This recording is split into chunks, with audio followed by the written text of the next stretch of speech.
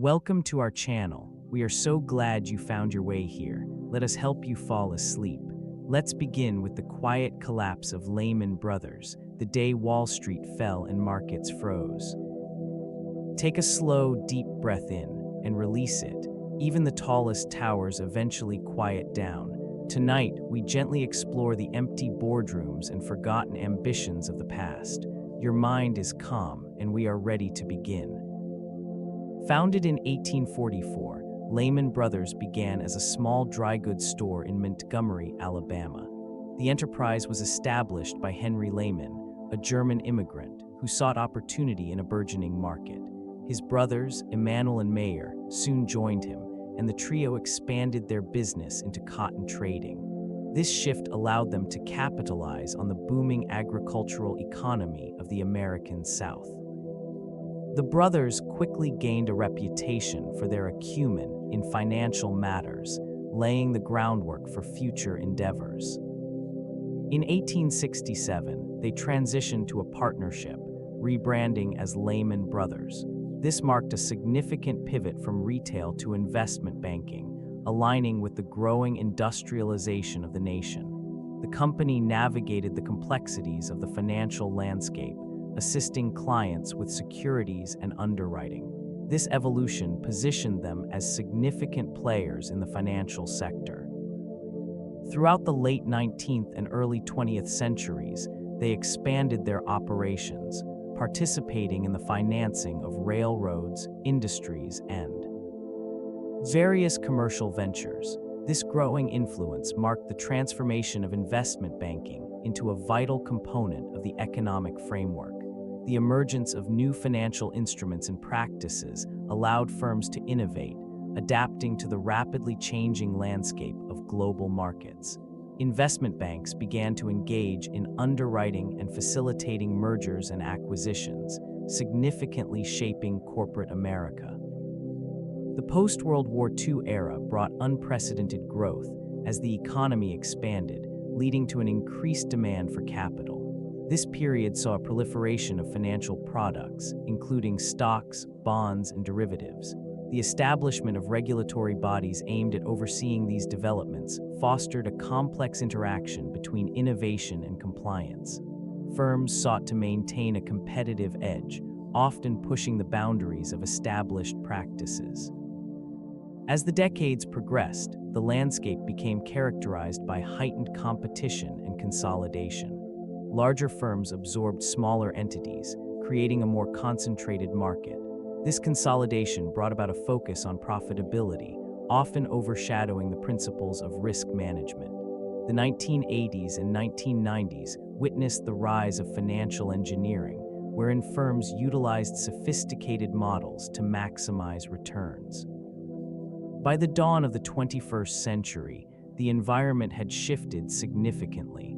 The balance of power within the sector began to tilt, revealing cracks in the once stable edifice of investment banking.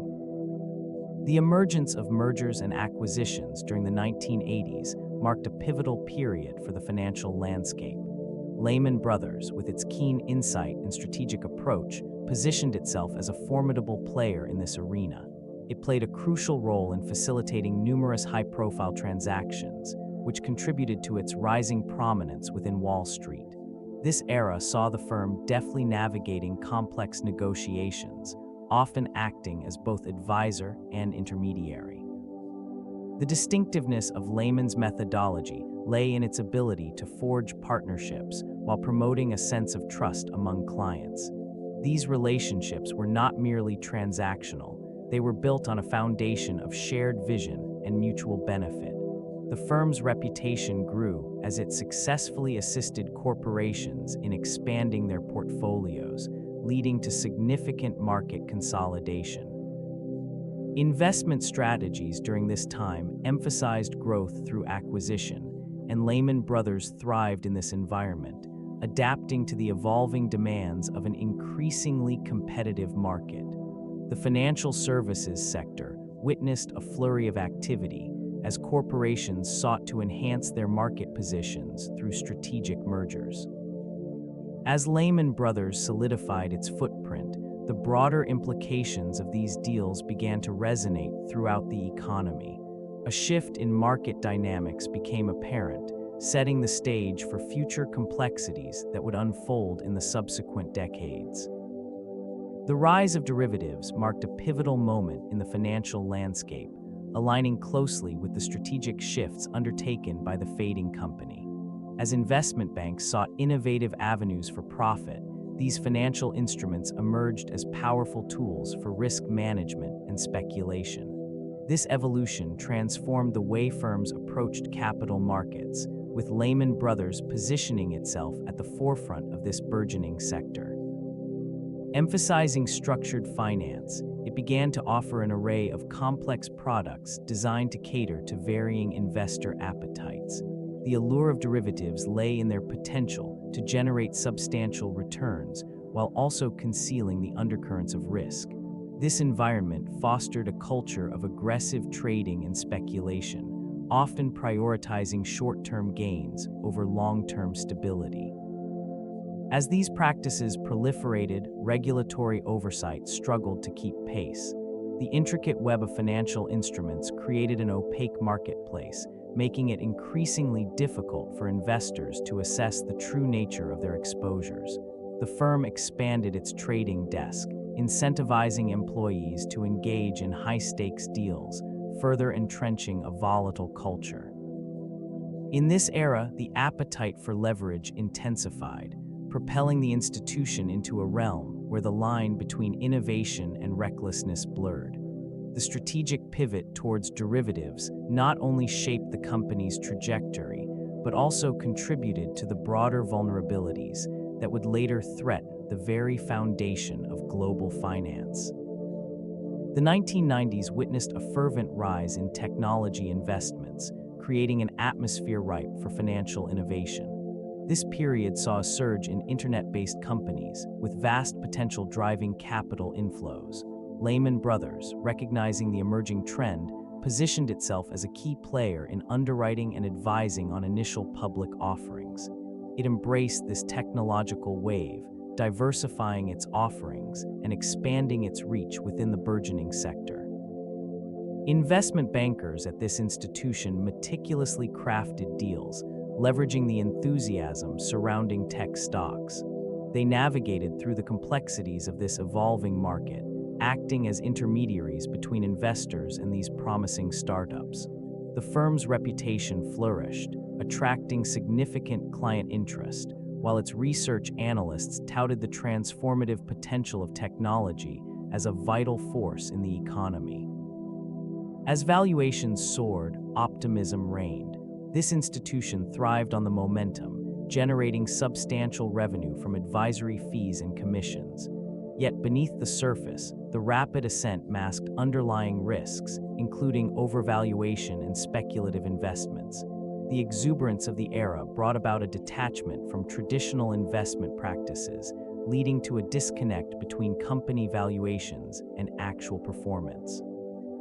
In this climate, Lehman Brothers found itself both empowered and vulnerable. The very strategies that fueled its growth would soon contribute to its eventual unraveling, entangled in a web of complexity and contradiction. The emergence of the dot-com bubble marked a pivotal moment for this institution. Investment banks, including this one, eagerly embraced the burgeoning internet sector, pouring resources into an array of startups promising unprecedented returns. The excitement surrounding these companies, often lacking traditional revenue models, led to inflated valuations. This enthusiasm was not merely a fleeting trend. It created a culture of speculation, where risk was often overshadowed by the allure of quick profits. Lehman Brothers positioned itself at the forefront, underwriting initial public offerings and facilitating mergers and acquisitions, which contributed to a frenetic pace of expansion. It thrived as it advised clients on capitalizing on the internet boom, all while downplaying the risks associated with such rapid growth. The allure of digital transformation captivated investors, leading to skyrocketing stock prices and a sense of invulnerability. As the bubble inflated, the disconnect between valuation and tangible success became increasingly pronounced. The fallacy was met with disbelief when it finally burst, causing widespread repercussions across the financial landscape. The very firm that had grasped the opportunities of the dot-com era soon found itself grappling with the fallout. The repercussions were felt not just in Wall Street, but across the global markets, as confidence eroded and the ramifications of unchecked speculation became clear. The global reach of Lehman Brothers expanded significantly in the years leading up to its decline. This firm, once a modest brokerage house, transformed into a behemoth of finance, penetrating markets on nearly every continent. Offices sprouted in major financial hubs, from London to Tokyo, each representing a commitment to a new era of investment banking. The drive for growth fueled aggressive mergers and acquisitions, allowing it to offer an expansive range of services that included asset management, capital markets, and trading. These initiatives attracted a diverse clientele, from government entities to large corporations. This broad clientele marked a pivotal shift in the firm's identity, as it sought to position itself as a leader in innovative financial solutions. The allure of high-yield investments and complex financial products drew in investors eager to capitalize on rising markets. The rapid expansion, however, masked underlying vulnerabilities. As the firm sought to maintain its competitive edge, it increasingly relied on risky financial instruments, including mortgage-backed securities. The aggressive pursuit of profits led to a culture that prioritized short-term gains over long-term stability. The global footprint, once a testament to its ambition, became a liability as interconnected markets began to feel the strain of impending crisis, revealing a precarious foundation beneath the facade of success. The atmosphere shifted dramatically in the wake of the September 11th attacks, an event that reverberated through financial markets across the globe. This region, once bustling with confident traders and vibrant exchanges, faced an unprecedented stillness. The iconic towers that had stood as symbols of economic strength crumbled, leaving a void not only in the skyline, but in the psyche of the financial community. Markets responded with an instinctive caution. The immediate aftermath saw a suspension of trading, an eerie silence enveloping the exchanges as uncertainty took hold. Fear rippled through the veins of investors, leading to a significant sell-off. Volatility surged as panic and speculation intertwined, creating an unstable environment that few could navigate. It became clear that this event transcended mere financial loss. It altered perceptions of security and stability within the capital markets. This financial entity, already teetering on the brink, felt the reverberations acutely. The underlying vulnerabilities, masked by a period of growth, were exposed. Companies began reassessing their positions, some opting to retract their ambitions while others sought refuge in more conservative strategies. Trust, a cornerstone of the financial ecosystem, began eroding, leading to a cautious approach in the months that followed. The path to recovery would be slow and fraught with challenges. The initial shock had set in motion a series of events that would shape the future of finance. The emergence of subprime mortgages marked a pivotal moment in the financial landscape. These loans, offered to borrowers with insufficient credit histories, presented a duality of risk and profit. Financial institutions perceived an opportunity to expand their customer base, reaching individuals who were previously deemed unqualified. This region experienced a surge in lending, as banks and mortgage brokers aggressively marketed these products. With the allure of high returns, investments in subprime mortgages became increasingly attractive to Wall Street firms. They packaged these loans into complex financial instruments, such as mortgage-backed securities, which promised substantial yields. Investors, eager to capitalize on the housing market's growth, poured capital into these ventures, often without fully grasping the underlying risks. This environment fostered a culture where profit outweighed prudence. Lenders lowered their standards, extending credit to borrowers who could not sustain their repayment obligations. The system thrived on the assumption that housing prices would continue to rise, creating a false sense of security. As more loans were dispersed, the foundations of this burgeoning market began to erode. The eventual unraveling was not immediate, but the cracks within this framework were beginning to show. Defaults began to rise, setting off alarms that would reverberate through financial institutions. The allure of mortgage-backed securities captured the attention of investors, drawing them into a complex web of financial innovation. This region became a hub of activity, where the promise of high returns overshadowed the hidden risks lurking beneath the surface. These instruments, created by bundling home loans into tradable securities, seemed to offer an attractive investment opportunity, appealing to both banks and individual investors alike. As demand surged, underwriting practices began to loosen. Lenders, eager to capitalize on the booming housing market, extended credit to borrowers with questionable financial stability. This phenomenon resulted in an influx of subprime mortgages, which further fueled the creation of these securities. The fragile foundation of this financial ecosystem became increasingly evident as more individuals were unable to meet their obligations. The ratings agencies, tasked with evaluating the risk associated with these products, often assigned high ratings to securities that, in reality, carried considerable danger. Investors, enticed by the perceived safety, overlooked the growing instability. The cascading effect of these decisions would later contribute to a nationwide crisis. Institutions heavily invested in such financial products found themselves ensnared in a deteriorating landscape as the very foundation of their portfolios began to crumble. A quiet unease settled over the markets, signaling the onset of a profound reckoning for the financial sector. A quiet unease settled over the markets, signaling the onset of a profound reckoning for the financial sector. Lehman Brothers, once a stalwart of investment banking, ventured into the housing market with an aggressive strategy, driven by the belief that real estate would continue its upward trajectory. This ambition led to the underwriting of a multitude of mortgage-backed securities, presenting an enticing opportunity for growth. The allure of these financial instruments rested on the promise of high returns, drawing in investors eager to capitalize on the booming housing market. A calculated risk transformed into a fervent pursuit as the firm expanded its portfolio, accumulating a considerable exposure to subprime mortgages.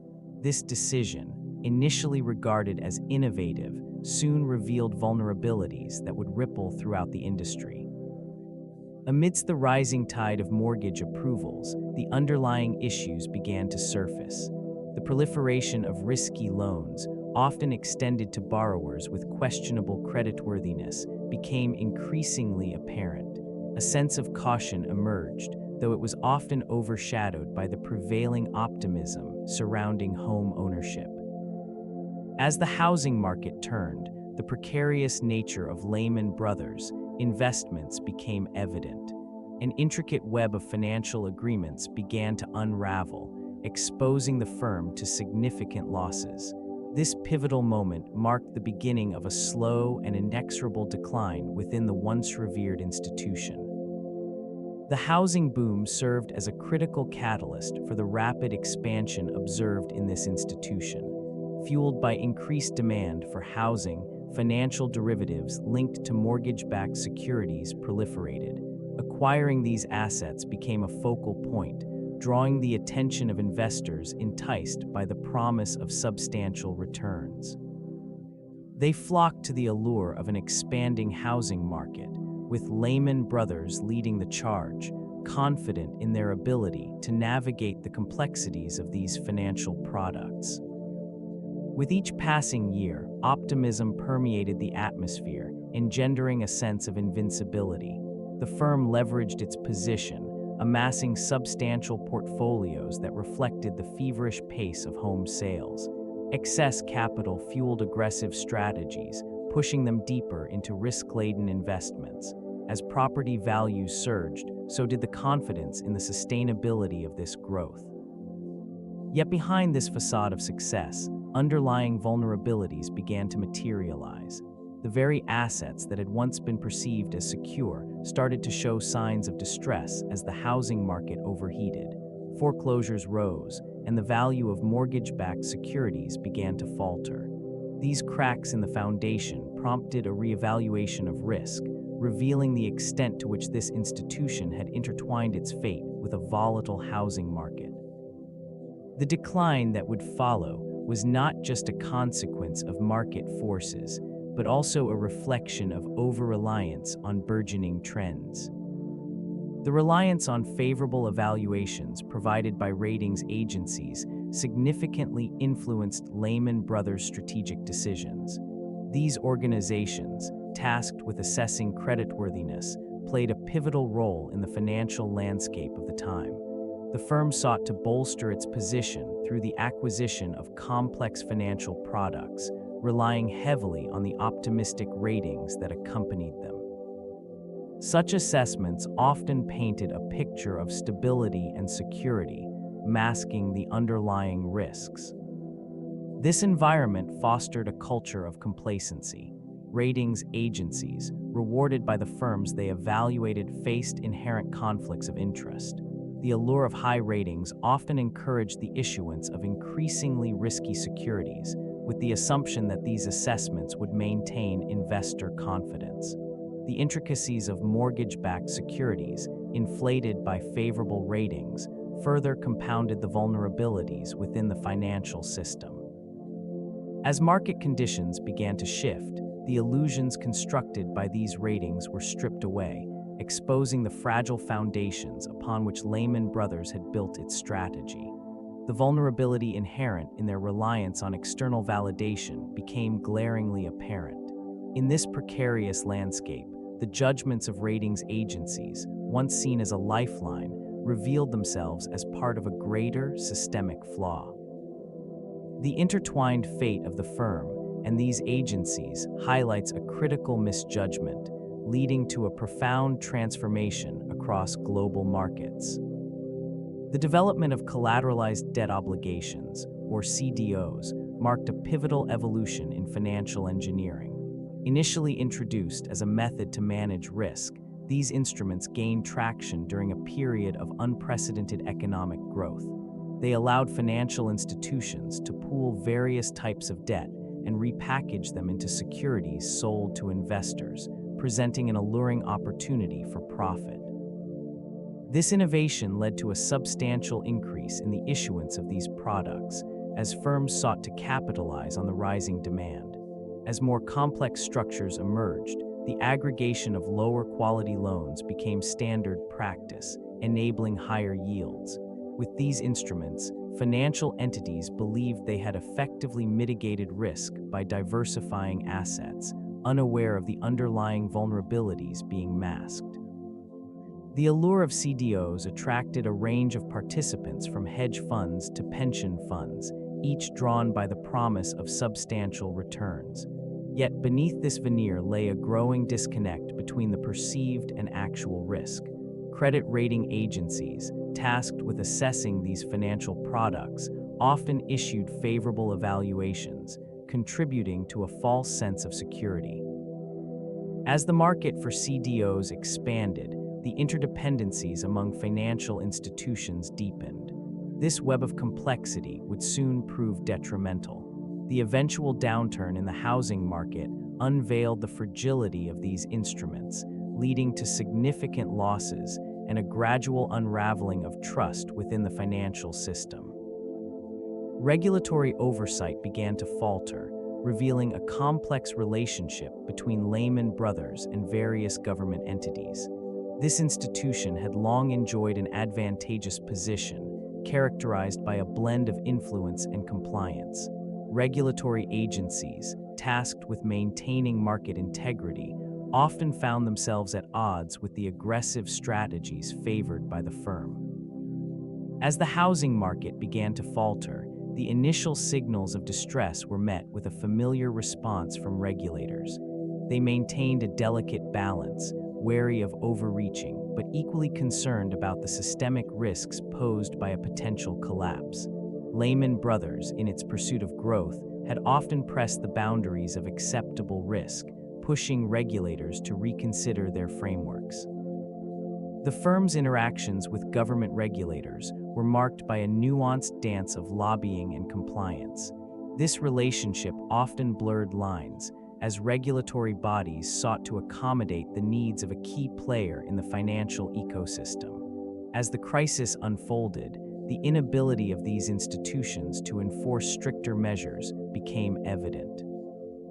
Trust eroded, not just within the markets, but also between Lehman Brothers and the regulatory bodies. The gradual realization that the firm was too large to fail juxtaposed against the harsh reality of impending collapse illustrated the limitations of oversight. The firm's eventual demise underscored the challenges inherent in regulating a complex financial landscape. Corporate culture at Lehman Brothers played a pivotal role in its trajectory. An environment that once thrived on aggressive risk-taking and high-stakes decision-making fostered a sense of invincibility among its leaders. This ethos was deeply ingrained, shaping attitudes and behaviors throughout the organization.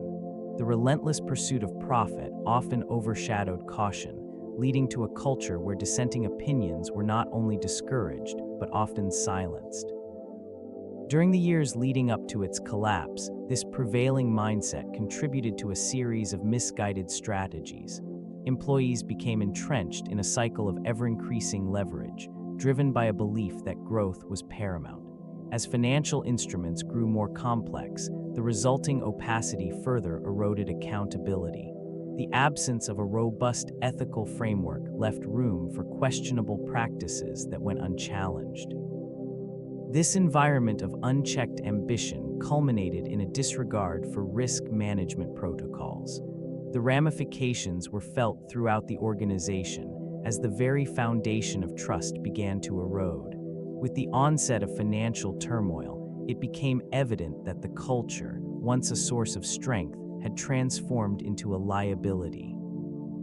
As the crisis unfolded, the disconnect between prevailing attitudes and reality hastened the decline of Lehman Brothers, leaving behind a legacy of cautionary tales for future enterprises. The importance of risk management cannot be overstated in investment banking. This essential function serves as the backbone of decision-making processes, guiding firms through turbulent financial landscapes. In the case of Lehman Brothers, risk management practices revealed significant weaknesses. They failed to anticipate the magnitude of exposure to subprime mortgages and derivatives, which the strategies employed were often overly optimistic, reflecting a culture that prioritized short-term gains over long-term stability. This region became a fertile ground for unchecked risk-taking, where financial instruments were layered without adequate understanding or oversight. These decisions, once perceived as innovative, morphed into liabilities that suffocated the organization. As market conditions shifted, the inadequacies of risk assessments became glaringly apparent. When liquidity evaporated, the firm found itself ill-prepared, faced with a cascading series of financial obligations that it could no longer meet. The infrastructure designed to manage and mitigate risk crumbled under pressure, revealing a stark reality. In the aftermath, the repercussions of these failures rippled through the financial system. Other institutions took heed, reevaluating their own risk management frameworks. The lessons learned from such a colossal collapse served as a reminder of the critical need for vigilance and adaptability in the ever-evolving world of finance. The early indicators of trouble manifested quietly within the financial landscape. Analysts began to notice an unsettling pattern of declining home prices, which signaled a shift in the housing market. In this region, subprime mortgage lending proliferated, with institutions approving loans to individuals with questionable credit histories. This environment fostered risk and uncertainty, as many borrowers struggled to manage their financial obligations. Simultaneously, the proliferation of complex financial instruments, such as mortgage-backed securities, created an opaque layer of risk that was difficult to assess. Investors became increasingly reliant on credit ratings that, in retrospect, proved to be overly optimistic.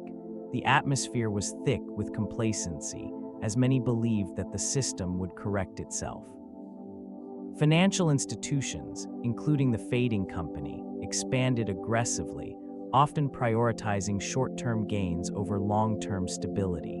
Increased leverage ratios fueled a sense of invulnerability, while the interconnectedness of global markets amplified the potential for widespread repercussions. Reports of rising default rates began to surface, but the urgency to address these warning signs waned in the face of profitability.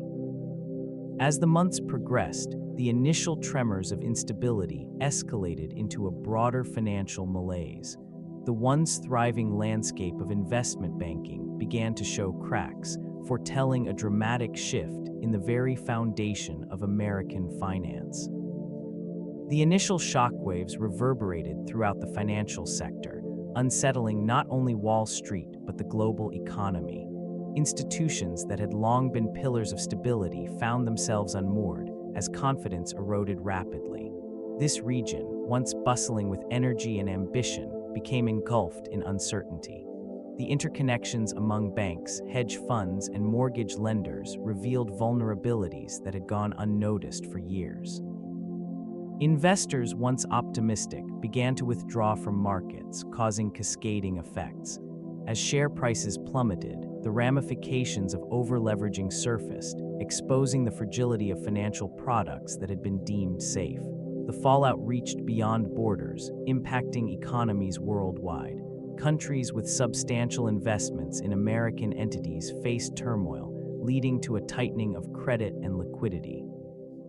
The institutions that had thrived during the prior economic expansion found themselves grappling with immense losses. This environment of fear prompted firings and a halt to new hiring, marking the beginning of widespread layoffs. The landscape bore witness to abandoned office buildings and empty conference rooms, remnants of a once dominant force in finance.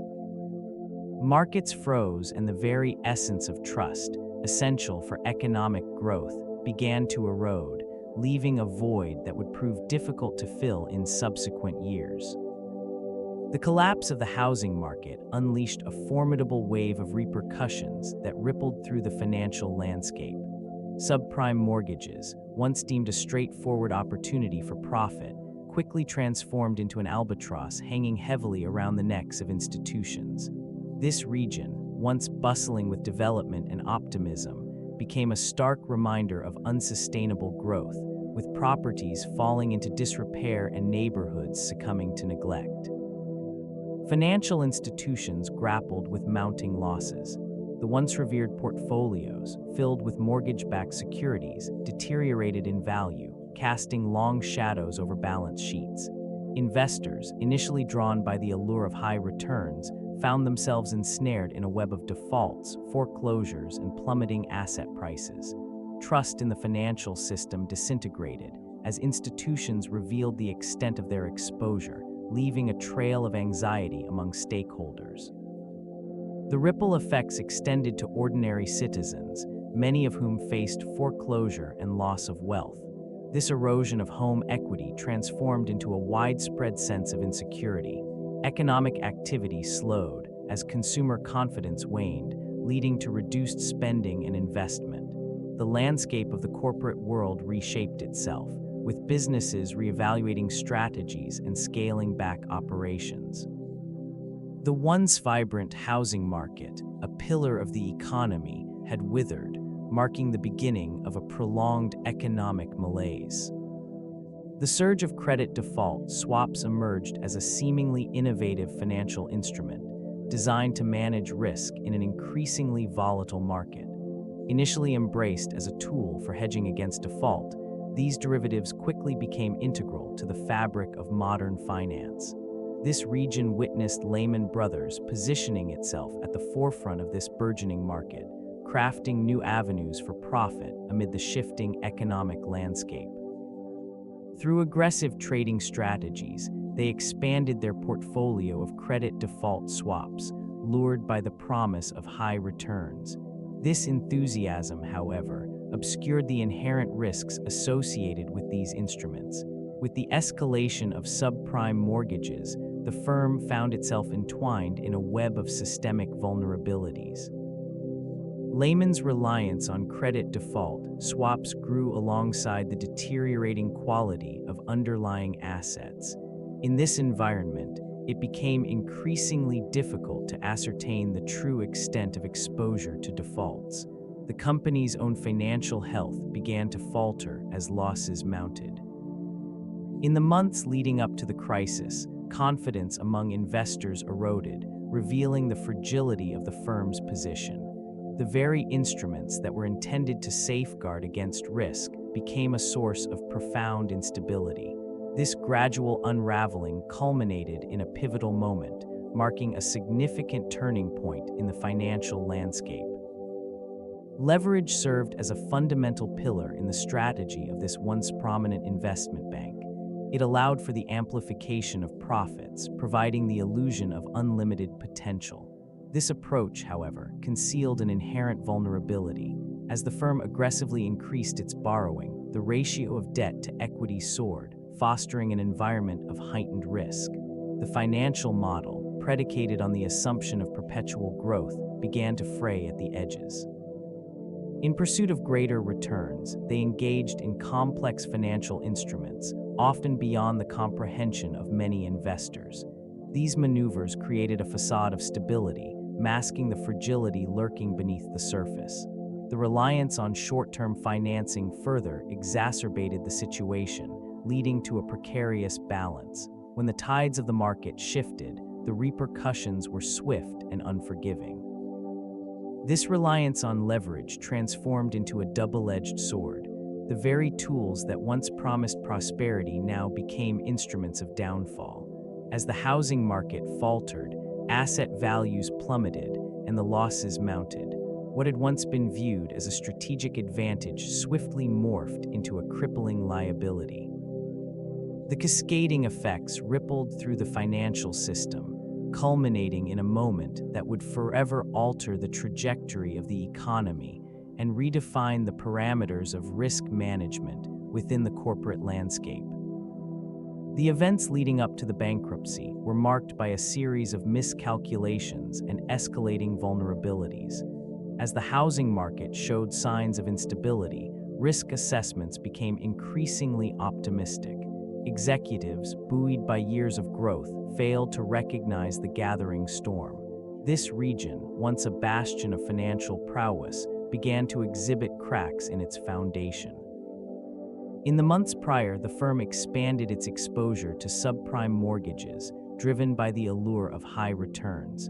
As defaults rose, the true extent of these risky assets became apparent. The corporate culture, steeped in ambition, prioritized short-term profits over long-term stability. This lack of foresight permeated the organization, leading to decisions that the liquidity crisis unfolded as counterparties grew wary, tightening credit lines and demanding higher collateral. It became increasingly clear that the firm was not equipped to weather the impending storm. Investors, once confident, began to retreat, with stock prices plummeting. Reports of significant losses circulated, further eroding trust. In the days leading to the bankruptcy announcement, frantic attempts to secure a lifeline were made. Conversations with potential buyers ended in disappointment, underscoring the pervasive sense of dread. The atmosphere grew heavy with uncertainty, as the realization dawned that this once mighty institution was on the brink of collapse. Discussions within the firm shifted as executives wrestled with the implications of insolvency. The boardroom became a space of hushed voices and furrowed brows, where the weight of an impending decision loomed large. Financial forecasts were analyzed meticulously, projections that once painted a picture of prosperity now revealed stark truths. It became increasingly clear that attempts to secure additional capital were futile. The atmosphere was charged with a mix of desperation and resignation. Leadership grappled with the reality that the foundation, once bolstered by decades of success, had eroded under the strain of toxic assets and market volatility. Every suggestion was weighed against the potential fallout. Bold strategies that had once defined its operations became unviable as the clock ticked down. The internal debate was not merely about numbers, it was a reckoning of legacy. Employees, stakeholders, and clients all stood to be affected. The firm's history of innovation and growth was now overshadowed by the specter of failure. As hours turned into a long night, decisions were made. The option to declare bankruptcy crystallized. This course of action, while painful, was deemed necessary to mitigate further damage and preserve whatever remained of value. A final resolution emerged as the sun began to rise, marking a somber turning point in financial history. The repercussions of this final resolution rippled through the financial landscape with an unsettling efficiency. Markets that had thrived on confidence now found themselves enveloped in uncertainty. Trading floors, once alive with the energy of transactions, fell silent. Analysts and investors began to comprehend the depth of the crisis, recognizing that the collapse of one institution could precipitate a broader economic malaise. Banks grew wary of one another, their trust eroded. This hesitation turned the interbank lending market into a frozen expanse, where institutions refrained from extended credit, resulting in a liquidity crisis. Companies that had once secured operational funding with relative ease discovered themselves deprived of essential capital. The effects cascaded down, impacting businesses across various sectors, leading to layoffs and closures. In this region, corporate giants and small enterprises alike faced a stark reality. Consumer confidence plummeted, further exacerbating the economic downturn. Retailers watched sales dwindle as households tightened budgets. The once bustling streets reflected a haunting stillness, their vibrancy replaced by uncertainty. Governments and central banks scrambled to respond, implementing measures to restore stability. Emergency interventions became commonplace, yet the path to recovery remained fraught with challenges, as the echoes of Lehman Brothers' downfall continued to reverberate throughout the global economy. The Federal Reserve found itself at the epicenter of an unfolding crisis, tasked with navigating an economic landscape marked by uncertainty and fear. It initiated unprecedented measures aimed at stabilizing the financial system. Interest rates were slashed to near zero, an attempt to encourage borrowing and invigorate consumer spending. Liquidity was injected into the markets, with banks receiving assistance to ensure their solvency. This institution implemented programs designed to support struggling financial entities, including the repurchase agreements and various lending facilities. These efforts were critical in restoring confidence among investors and institutions alike. The term "too big to fail" became synonymous with the actions taken during this period, illustrating the delicate balance between intervention and moral hazard. The Federal Reserve's actions, while controversial, provided a cushion against further economic collapse. Yet, the long-term implications of such measures would come under scrutiny in the years that followed. Critics argued that these interventions distorted market signals and set a precedent for future bailouts. The landscape of monetary policy was irrevocably changed, creating a new norm for managing crises. In this complex environment, trust in financial institutions began to erode, and many individuals became wary of the system designed to protect them. The aftermath of these decisions lingered, shaping future policy and public perception in profound ways. The immediate reactions of the stock market were swift and far-reaching. Following the collapse, indices experienced a seismic shift, reflecting a profound loss of confidence. The Dow Jones Industrial Average fell sharply, experiencing its largest single-day point drop in history at that time. This decline signaled the beginning of a tumultuous period where uncertainty reigned. Investors reacted with heightened anxiety, leading to a surge in sell-offs. Trading floors, once bustling with optimism, became quiet as individuals grappled with the new reality. Financial institutions, fearing further exposure, tightened lending practices. This created a ripple effect, constraining the flow of capital necessary for growth. Shares of not only Lehman Brothers, but also numerous other financial institutions plummeted, as correlations between entities became alarmingly clear. The volatility in the market was palpable, with trading halts occurring more frequently as stocks dipped into a freefall. Amid the chaos, it became evident that the interconnectedness of global markets meant that the repercussions extended far beyond domestic borders. International exchanges mirrored these declines, underscoring a shared vulnerability. Analysts and economists grappled with the implications, attempting to forecast a way forward amidst the uncertainty. The landscape of finance shifted irrevocably as trust eroded and a new era of scrutiny took hold, forever altering perceptions of risk and stability. An intricate web of institutions had become tightly interwoven, each reliant on the other for stability and growth. This interconnectedness, while fostering innovation, also created a fragile ecosystem where the failure of one entity could reverberate across continents. The once unshakable confidence in financial markets began to dissolve, revealing vulnerabilities that lay beneath the surface.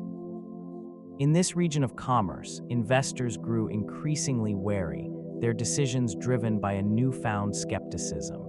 The intricate financial instruments that had previously been celebrated for their complexity now appeared as ticking time bombs, laden with hidden risks.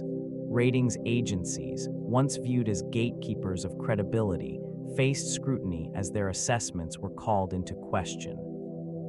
Amid this uncertainty, central banks attempted to shore up confidence, deploying measures designed to restore liquidity and safeguard economies from cascading failures. Yet, these interventions only provided temporary relief as the underlying issues persisted. This period marked a significant shift in the perception of risk, prompting a reconsideration of regulatory frameworks that had been deemed sufficient.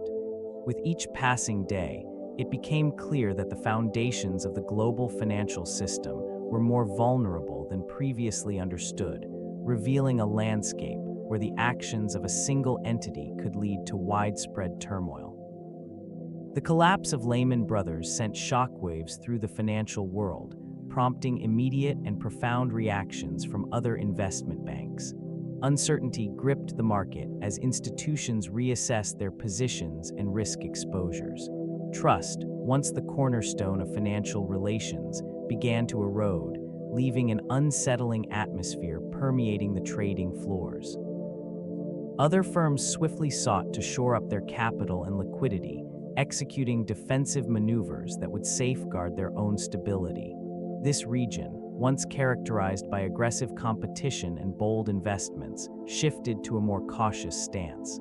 Credit lines were tightened, and lending practices became more stringent. The fear of contagion loomed large, as institutions worried that the contagion of insolvency could spread beyond Lehman. As the days unfolded, many companies began to distance themselves from high-risk assets, opting instead for safer investments. The financial landscape morphed into a stark reflection of caution, underscoring the fragility of confidence in the banking sector. Executives gathered in emergency meetings, deliberating over strategies to mitigate exposure to potential fallout. Rival firms adjusted their forecasts and reassessed their business models, recognizing that the environment had irrevocably shifted. This introspection marked the beginning of a prolonged period of turmoil, with financial institutions grappling with the new reality of a fundamentally altered market. The legal implications of this moment reverberated throughout the financial landscape, instigating an array of lawsuits and regulatory inquiries. Creditors, once assured of their investments, found themselves navigating a complex maze of bankruptcy proceedings. This institution's collapse triggered a cascade of litigation, as investors and stakeholders sought restitution for their losses. Legal teams were deployed, engaging in extensive negotiations and court battles aimed at reclaiming funds lost in the chaos. The fallout also prompted a reevaluation of regulatory frameworks. Lawmakers scrutinized the practices that allowed such an institution to reach an untenable situation, seeking to implement safeguards against future failures. This region, once a bastion of financial strength, witnessed an upheaval as new regulatory measures emerged to restore confidence in the market. Legal scholars began to dissect the implications of the bankruptcy, exploring both the repercussions for creditors and the broader impacts on corporate governance. As investigations unfolded, the media turned its gaze toward the intricate web of transactions that had characterized the firm's operations. This scrutiny revealed lapses in oversight and accountability, contributing to a growing sense of mistrust among market participants. The long-term consequences of these legal battles and regulatory changes would shape the practices of financial institutions for years to come, reshaping an industry that had once thrived amid unchecked ambition. The role of bankruptcy courts in the aftermath became pivotal. As Lehman Brothers filed for bankruptcy in September 2008, it marked the largest bankruptcy filing in United States history. This action triggered a cascade of proceedings that would unfold over the following years. The courts, overwhelmed, became a crucial battleground where creditors sought some semblance of recovery amid the chaos. In this environment, the complexity of Lehman's financial instruments turned every hearing into a landscape of confusion. Multiple stakeholders, from bondholders to employees, sought clarity and compensation. The sheer scale of the debts, totaling over $600 billion, left little room for resolution. Each court session revealed the intricate web of transactions that had woven the firm into the fabric of global finance. Competing claims surfaced, revealing the deep interconnections among institutions that had once flourished together. It soon became evident that the decisions made within these courtrooms would resonate beyond the immediate aftermath. Legal frameworks began to evolve as the need for clearer regulations and protections became apparent. These proceedings, though slow and methodical, aimed to restore some measure of order in a disordered economic landscape. The legacy of this bankruptcy continued to echo through future legal and financial developments, reminding the industry of its vulnerabilities. Severance packages emerged as a crucial lifeline for many affected individuals. Employees faced abrupt dislocation, their careers intertwined with a once thriving institution now in freefall. Layoffs spread through the ranks like a silent contagion, impacting thousands, leaving individuals grappling with uncertainty. The atmosphere turned somber as long-standing colleagues exchanged glances filled with disbelief. In the weeks following the announcement, human resources offices transformed into centers of quiet resignation. Meetings were conducted with hushed tones as individuals sought clarity about their futures. The sheer magnitude of layoffs served as a stark reminder of the fragility that had crept into the corporate structure. Many found themselves navigating a labyrinth of severance agreements, financial consultations, and emotional upheaval. Those departing faced not only the loss of income, but also the severance of relationships built over years. The corridors once bustling with activity now echoed with a strange emptiness. Individuals processed their new realities against a backdrop of uncertainty, with some opting to seek opportunities in a turbulent job market. The legacy of Lehman Brothers remained deeply etched in the collective consciousness of its former employees. As they ventured into new pathways, the shadow of the collapse lingered. This region, once a symbol of ambition and success, now bore witness to the quiet struggles of those left behind. The ripple effects of this decline extended into credit markets, where liquidity began to evaporate. Financial institutions, once eager to lend, found themselves gripped by uncertainty. This pervasive hesitation led to a stark reduction in the availability of credit, stifling the flow of capital essential for business operations. Companies reliant on short-term financing faced immediate challenges, struggling to meet their obligations as confidence waned. Investment vehicles, once considered safe havens, became tainted with doubt. Asset-backed securities, which had previously thrived in a robust market, were now subject to extreme scrutiny. The risk premium on loans escalated, reflecting growing fears surrounding counterparty defaults. Borrowing costs surged as lenders demanded higher yields to compensate for perceived risks. This environment fostered a chilling effect on economic activity. Small businesses, often the backbone of local economies, found their financing options severely constrained. The once vibrant marketplace became subdued, characterized by stalled projects and cautious spending. Firms began to hoard cash reserves, prioritizing liquidity over expansion. Transactions that would have flowed seamlessly in a healthier economy now stalled at every juncture, creating a pervasive sense of stagnation. In this paralyzed financial landscape, the consequences of the past decisions became increasingly apparent, marking a significant shift in the dynamics of credit availability. The Troubled Asset Relief Program emerged as a response to the escalating crisis, designed to restore stability within an uncertain financial system. It aimed to purchase distressed assets, infusing capital into struggling institutions. This initiative signaled a pivotal moment in the government's involvement in market affairs, attempting to avert further deterioration. Capital injections under this program provided temporary relief, yet the underlying issues remained deeply entrenched. Financial institutions that received assistance were often left grappling with the same toxic assets that had precipitated the crisis. The infusion of liquidity offered a fleeting sense of security, yet it did little to address the fundamental weaknesses within the economy. Public sentiment grew increasingly skeptical, questioning the efficacy of this intervention. Taxpayer funding for the program generated a complex emotional landscape, as citizens looked on while their resources were leveraged to stabilize the very entities that had contributed to the chaos. Political discourse surrounding TARP became a battleground, with various factions arguing over its necessity and impact.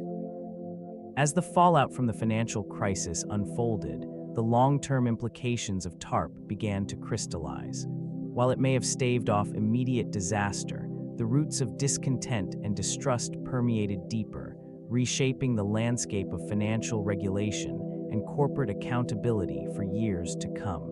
The echoes of these choices lingered in the consciousness of the market. A profound disillusionment permeated the public psyche as trust in financial institutions began to erode. This sentiment manifested in protests and vocal discontent, revealing the widespread anger felt by individuals who had once relied on these entities for financial stability and guidance. Hardworking citizens, who had placed their savings and futures in the hands of brokers and bankers, felt betrayed as the reality of the crisis unfolded. People gathered in urban centers, expressing their frustrations with placards that demanded accountability and transparency. The anger was not exclusively directed at Lehman Brothers. It radiated outward, encompassing the entire financial sector. This widespread skepticism cast a long shadow over the credibility of institutions that had long been pillars of the economy. These events prompted rigorous inquiries into regulatory practices and corporate governance, leading to an intense scrutiny of risk management protocols. Investigative journalists uncovered alarming details about reckless lending practices and the lack of oversight that had allowed such perilous activities to flourish. In the aftermath, it became evident that the crisis had irrevocably shifted the relationship between the public and financial institutions. Trust, once a foundational element of this bond, had been shattered, leaving a landscape marked by uncertainty and a demand for reform. The road to rebuilding this trust would be long and fraught with challenges. The ramifications of the collapse extended beyond institutional investors, reaching the very fabric of everyday lives. Retail investors, previously buoyed by optimism and market growth, found themselves grappling with uncertainty and despair. Many had entrusted their savings to mutual funds or retirement accounts, believing in a system that now appeared to unravel before their eyes. As news spread, panic set in, leading to widespread sell-offs and further market deterioration. Pension funds, once considered bastions of security, faced unprecedented strain. The investments that were meant to safeguard retirees dwindled in value, resulting in significant losses. Those responsible for managing these funds were left to navigate a landscape riddled with volatility and fear. With a shrinking portfolio, the promise of a secure retirement became increasingly elusive for countless individuals who had committed their futures to these plans. This region, once a hub of financial prosperity, now became synonymous with caution and skepticism. The echoes of trust shattered reverberated through communities as families reevaluated their financial decisions. Many sought to minimize risk, withdrawing from equities and seeking refuge in safer assets, inadvertently stifling any potential recovery. The ripple effects of Lehman Brothers' demise would be felt for years, reshaping investment strategies and altering perceptions of the market's inherent reliability. The collapse ushered in a profound transformation within global markets. Confidence eroded swiftly as investors reassessed the stability of financial institutions. Uncertainty permeated trading floors across continents, with equities plummeting and volatility surging. The once familiar landscape of investment began to feel unfamiliar and treacherous. In this region, financial systems were interwoven, creating a delicate web of dependencies. The sudden failure of a major player triggered a domino effect, impacting institutions that had previously seemed impervious. Funding became scarce, leading to a tightening of credit, which stifled economic activity. Caution overshadowed ambition, as companies faced an uphill battle to secure necessary capital. These ruins of trust extended beyond Wall Street, affecting markets from Europe to Asia. Central banks intervened, implementing measures to restore liquidity and stabilize economies. Governments scrambled to adopt fiscal policies aimed at mitigating the fallout. The intricate dance of globalization revealed its vulnerabilities, as interconnected markets responded in unison to the shockwaves. Long-standing investment paradigms began to shift, risk was reassessed, and a heightened sense of caution prevailed. Asset allocation strategies underwent rigorous scrutiny, reflecting an evolving landscape of investor psychology. What once seemed a robust system now bore the scars of vulnerability, leaving a lasting imprint on future economic frameworks. The world of finance would never return to its previous state of perceived invulnerability. Responses from international financial institutions began to emerge in the wake of the collapse. Central banks and regulatory bodies sought to stabilize the trembling economies, implementing a series of emergency measures aimed at restoring confidence. Liquidity was injected into the markets, reflecting a desperate attempt to thaw the frozen financial landscape.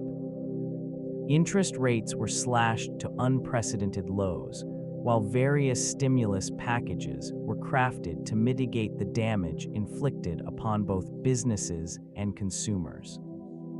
Institutional investors and governments scrambled to assess their exposure to the failing entities. This led to a reevaluation of risk management practices that had long been taken for granted. The interconnectedness of global markets became starkly apparent, with the repercussions of Lehman Brothers' downfall reverberating far beyond American borders. Countries that had previously enjoyed economic stability found themselves grappling with unexpected volatility. Regulatory reforms were proposed and debated with the aim of preventing future crises. Increased oversight and transparency became focal points as institutions acknowledged the necessity for a more resilient financial architecture. The atmosphere shifted, with a palpable sense of caution replacing the earlier bravado. This period marked a significant turning point, pushing institutions to adapt to a new reality where trust was no longer an implicit foundation of the financial system. The changes initiated during this time would shape the future landscape of global finance. The investment banking industry began to reflect a new reality, marked by heightened scrutiny and regulatory frameworks. The once thriving institutions, characterized by aggressive growth strategies and expansive risk appetites, faced an era of recalibration. With the downfall of a prominent firm, an undercurrent of fear permeated the sector. This region witnessed a significant transformation in risk management practices, emphasizing the importance of liquidity and capital reserves. Regulatory bodies imposed stricter requirements, altering the way firms operated. New measures sought to mitigate the systemic risks that had contributed to the financial crisis. The shift towards transparency became paramount, leading to increased disclosures and compliance protocols. In this evolving landscape, consolidation became a strategy for survival. Smaller firms struggled to compete, while larger institutions absorbed them, resulting in a shrinking number of players in the field. Investment strategies shifted as a response to the altered environment. A cautious approach took precedence over previous high-risk tactics, focusing on sustainable growth and long-term client relationships. The reputation of the industry faced scrutiny, trust eroded, leading to demands for ethical practices. As a result, the investment banking sector redefined its priorities, fostering a climate of resilience amidst ongoing challenges. These changes would lay the groundwork for a different future, one marked by cautious optimism amidst the echoes of past failures. New regulations emerged in response to the widespread disarray, a pivotal moment in the evolution of financial governance. The Dodd-Frank Act, enacted in July of 2010, aimed to address the vulnerabilities that had led to the collapse of major institutions. It sought to introduce a more robust framework for oversight in a sector riddled with complexities and risks. This legislation mandated stricter capital requirements for banks, ensuring that they maintained a buffer against potential losses. It also established the Volcker Rule, which prohibited banks from engaging in proprietary trading, a practice that had often led to excessive risk-taking. These measures were designed to foster a more stable financial environment, one that would protect consumers and taxpayers from the fallout of corporate mismanagement. In this period of reform, regulatory agencies gained enhanced authority to monitor systemic risks. The Financial Stability Oversight Council was created to identify and address threats to the nation's financial system. Each component of the Dodd-Frank Act represented a step toward increased transparency and accountability, though challenges remained in its implementation. Despite the intent behind these reforms, the effectiveness of the Dodd-Frank Act has been the subject of ongoing debate. Critics argue that while it aimed to mitigate risks, it also imposed burdens that could stifle economic growth. The complexities of this legislation continue to influence discussions surrounding financial policy in the years that followed. A reevaluation of the regulatory landscape emerged in the aftermath of the collapse. New frameworks were developed to address the vulnerabilities laid bare by the event. This shift reflected a collective recognition of the need for enhanced oversight and accountability within the financial sector. Regulatory bodies began to implement measures aimed at mitigating systemic risks. Stress tests were instituted to evaluate the resilience of major financial institutions, while capital requirements were adjusted to ensure that firms could withstand economic shocks. Transparency became a cornerstone of new regulations, with an emphasis on the disclosure of complex financial products. This region saw a marked increase in the scrutiny of derivatives trading, leading to reforms that sought to clear and settle trades through centralized entities. The intention was to diminish the opacity that had characterized the market prior to the crisis. These changes were accompanied by a renewed focus on consumer protection, ensuring that institutions could not engage in predatory lending practices that had contributed to the financial turmoil. As these regulatory measures took shape, the financial environment began to transform, albeit slowly. The legacy of the fallen institution lingered in the minds of legislators and industry leaders alike, shaping the contours of future policy discussions. The echo of that pivotal moment continued to resonate through the corridors of power and the markets they sought to stabilize. This shift illuminated the ascent of alternative investment vehicles. These entities began to flourish in a landscape marked by uncertainty as traditional avenues faltered.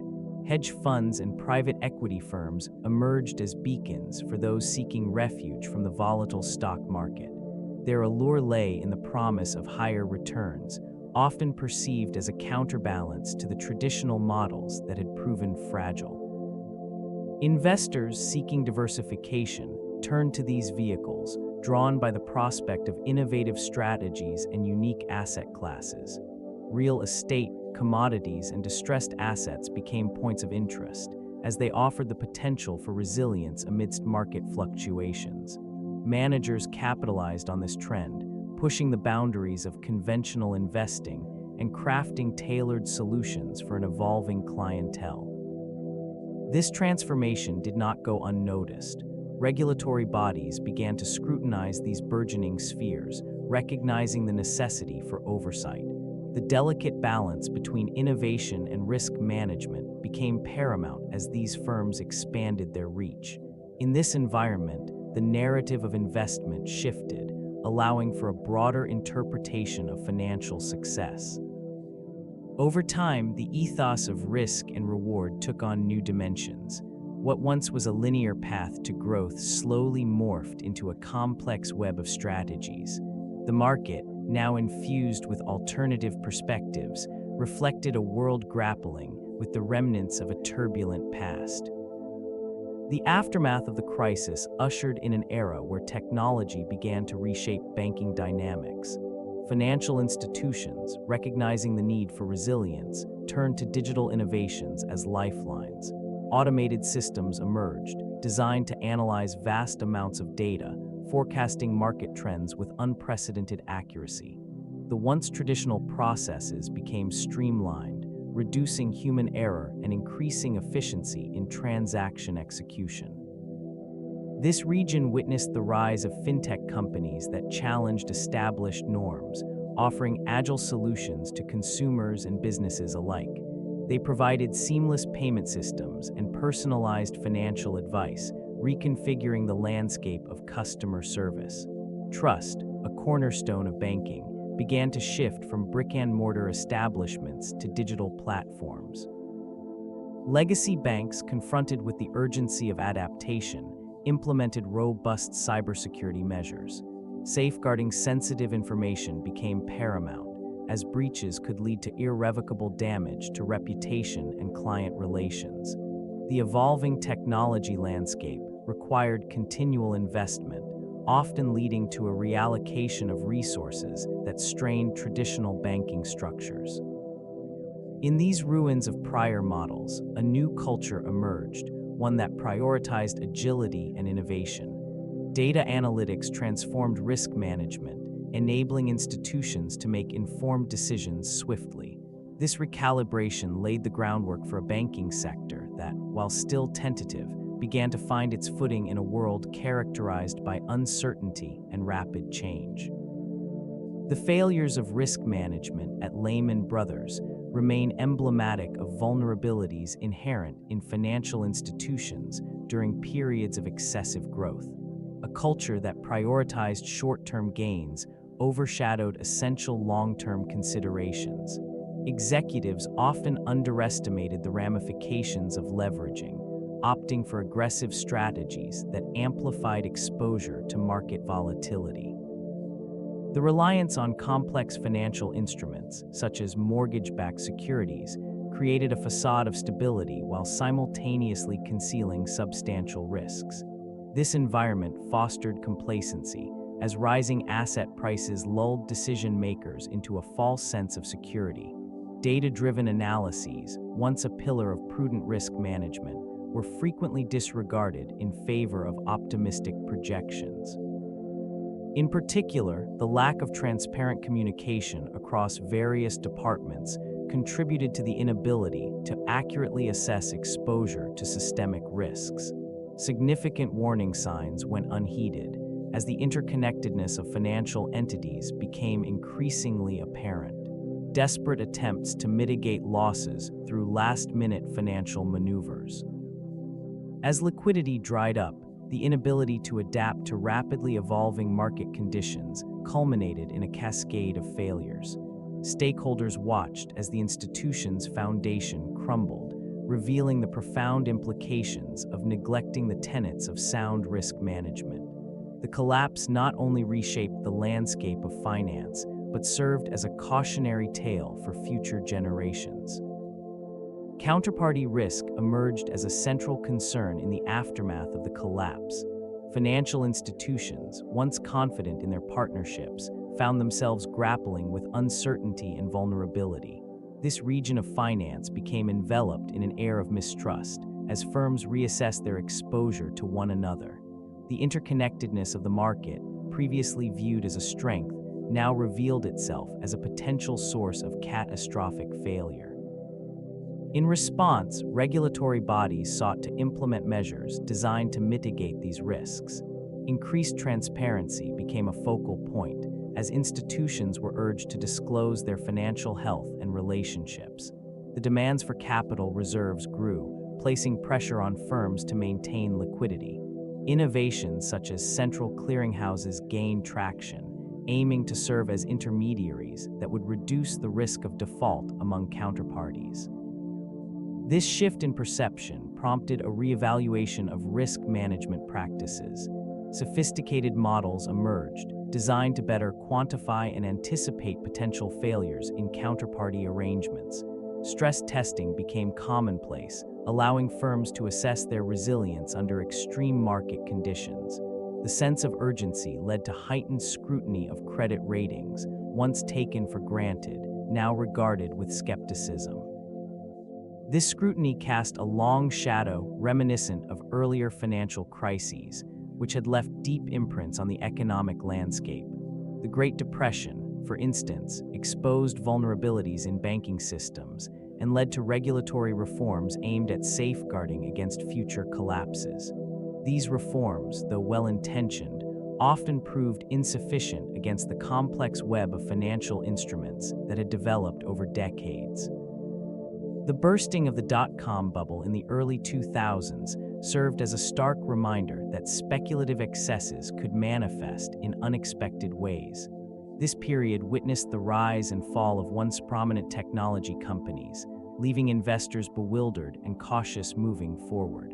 Consequently, the echoes of these historical events reverberated through financial institutions, prompting a sense of foreboding among executives and regulators alike. In this context, Lehman Brothers emerged as a symbol of both ambition and hubris.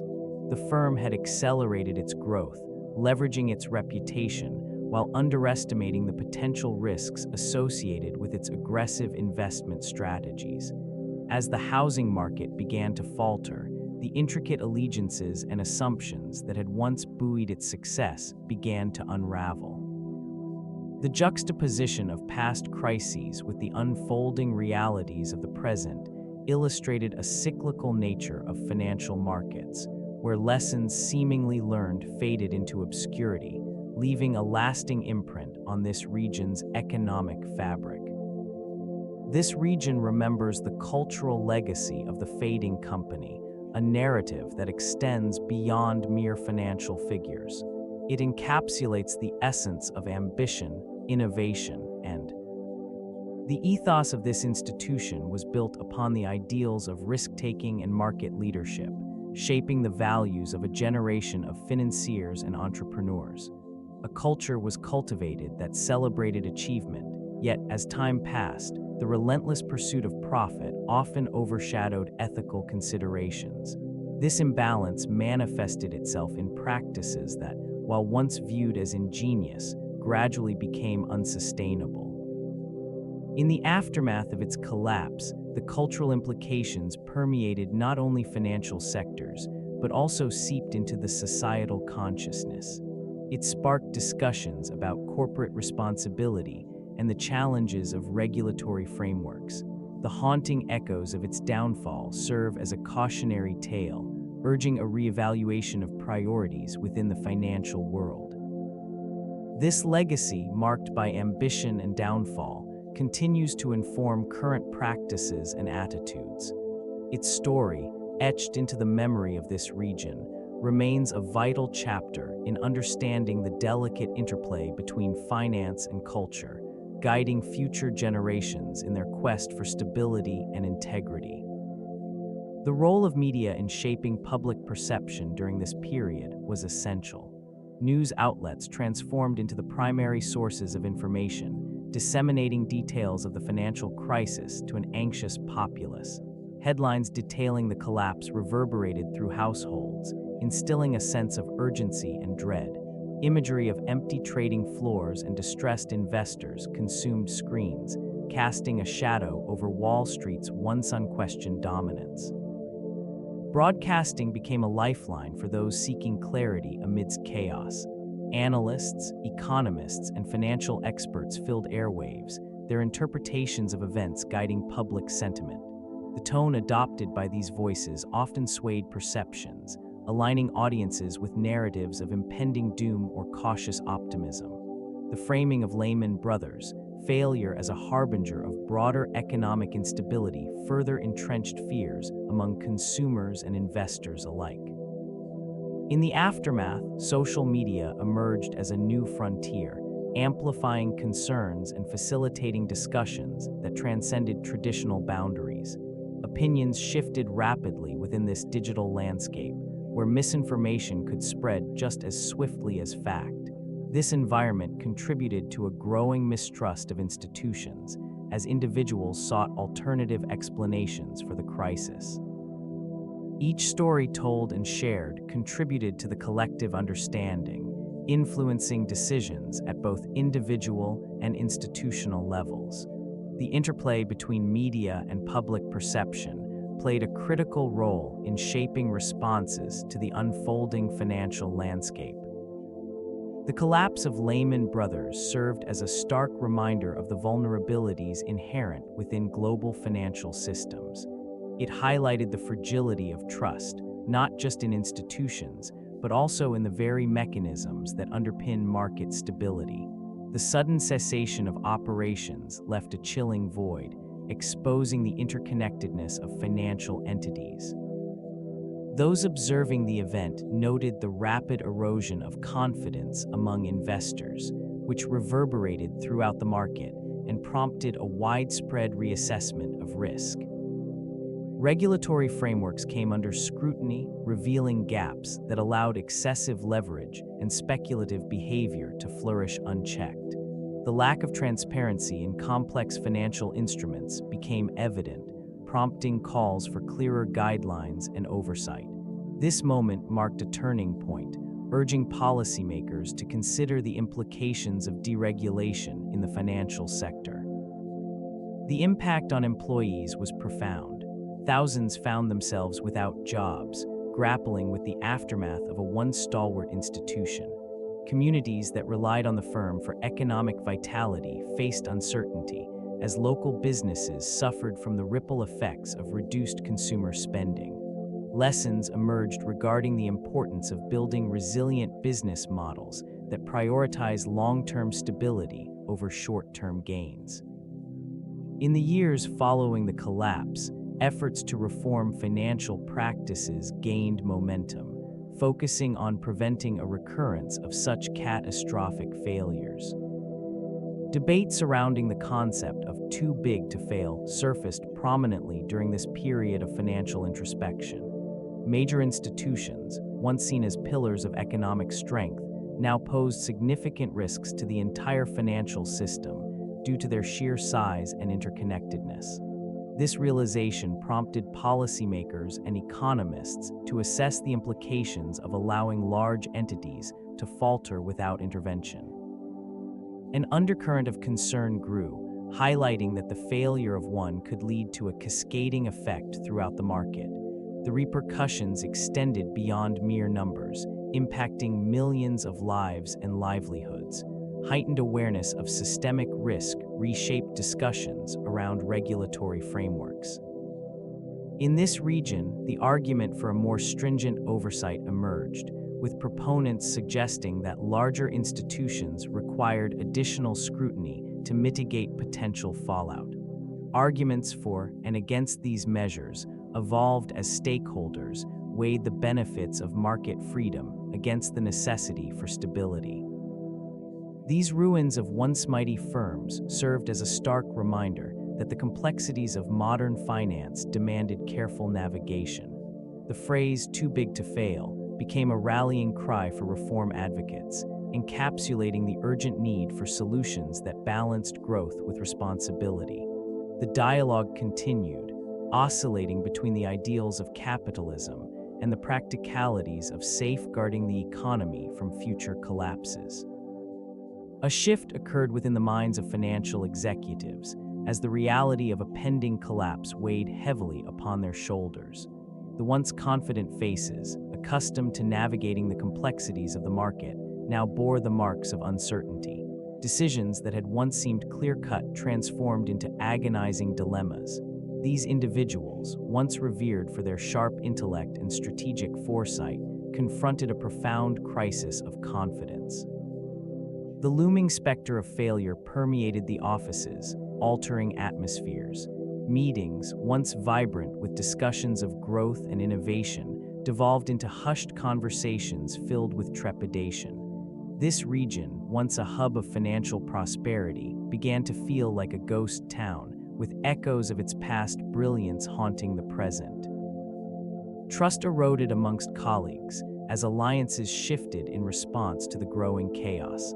The pressure to deliver results intensified, creating an environment where fear overshadowed creativity. Mental health became an unspoken concern, with many experiencing anxiety and stress at unprecedented levels. Executives grappled with their identities, torn between their roles as leaders and the impending reality of their potential downfall. In this environment, decisions were made not just with the numbers in mind, but also weighed against the emotional toll of failure. The specter of Lehman Brothers loomed large, reshaping the very fabric of the financial landscape, affecting even those who remained standing. Rebuilding trust became a paramount concern for the remaining banks in the aftermath of this unprecedented collapse. Financial institutions faced the daunting task of restoring credibility within a shaken market. Executives convened to devise strategies aimed at reassuring stakeholders, clients, and regulators. They sought to demonstrate resilience, often emphasizing transparency and prudent risk management. In these efforts, banks implemented more rigorous oversight of their financial practices. Enhanced compliance measures and increased disclosures became commonplace. The aim was to cultivate a sense of security amidst uncertainty. Public relations campaigns emerged, highlighting the stability of remaining banks, often through targeted outreach to both individual and institutional clients. Investment in technology also played a crucial role in the recovery process. Through the deployment of advanced risk assessment tools, these institutions sought to safeguard against future crises. It was not merely about survival. It was about creating a more robust framework for future operations. This period saw the emergence of new protocols, fostering a culture of accountability and resilience. Financial leaders engaged in dialogue with regulators, collaborating to establish a more secure future for the industry. Gradually, trust began to reestablish itself, albeit cautiously. The landscape remained fragile, yet the commitment to rebuilding was palpable, setting the foundation for a more sustainable financial ecosystem. The aftermath of the collapse ushered in a period of scrutiny regarding mortgage lending practices. A reevaluation became necessary as the once rampant approval of subprime loans faded into memory. Financial institutions, now acutely aware of the risks, tightened their lending criteria. This shift transformed the landscape of the housing market, impacting potential homeowners and investors alike. Lenders began to prioritize creditworthiness, requiring more substantial documentation and proof of income. The days of easy approvals diminished, replaced by a cautious approach to risk management. These changes extended beyond mere numbers. They reflected a culture of accountability that emerged from the ashes of failure. Borrowers faced increased hurdles as they navigated a labyrinth of regulations and assessments. The consequences of reckless lending practices reverberated throughout communities, leaving many aspiring homeowners in a state of uncertainty. This environment fostered a sense of distrust towards financial institutions as individuals grappled with the implications of previous excesses.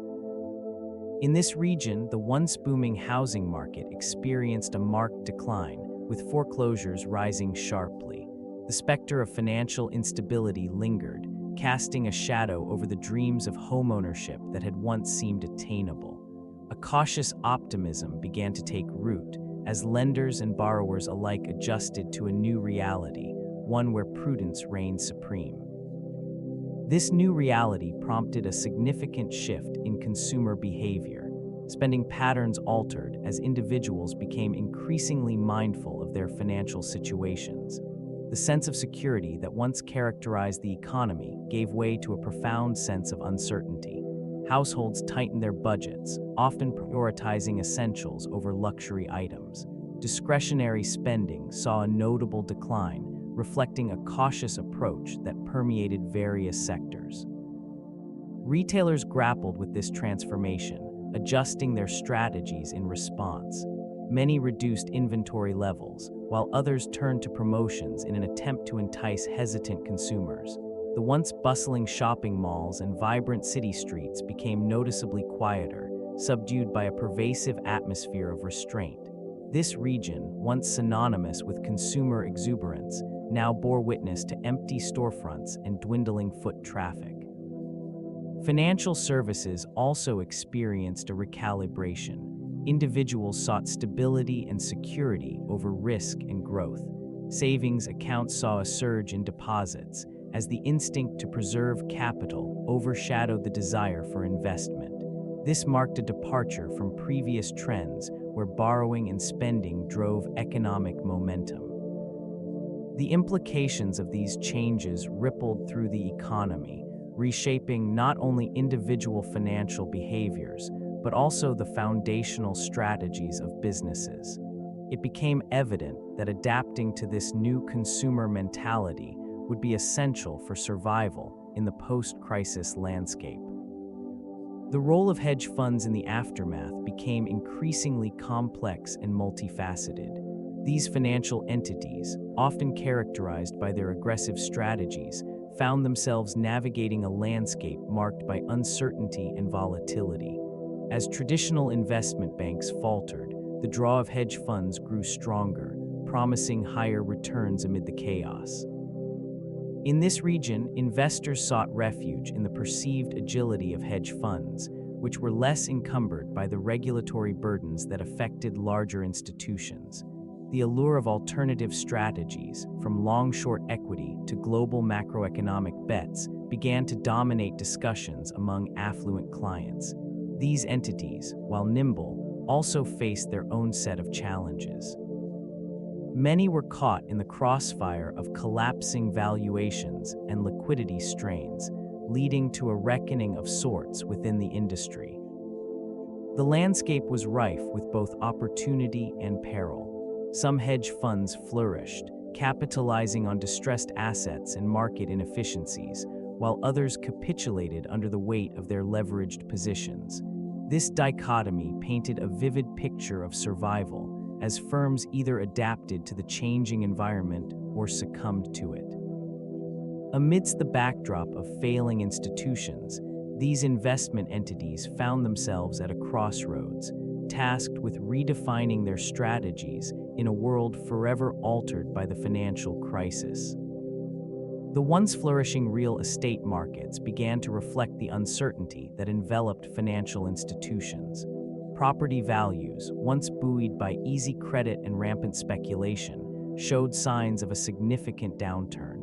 In urban centers, the skyline, which had symbolized prosperity, began to dim under the weight of foreclosures and abandoned developments. It was a stark contrast to the previous decade's exuberance. Investors, once eager to acquire assets, retreated from the market.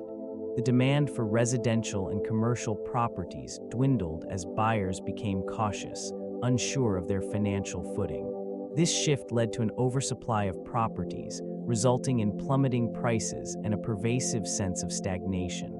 Neighborhoods that had thrived became ghostly echoes of their former selves, with vacant lots becoming commonplace. Financial institutions, burdened by bad loans and toxic assets, found themselves unable to support the market.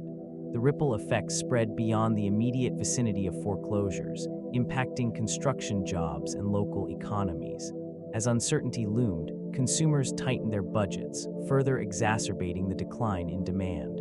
Reports of rising unemployment rates added to the desolation, turning once proud districts into reminders of a bygone era.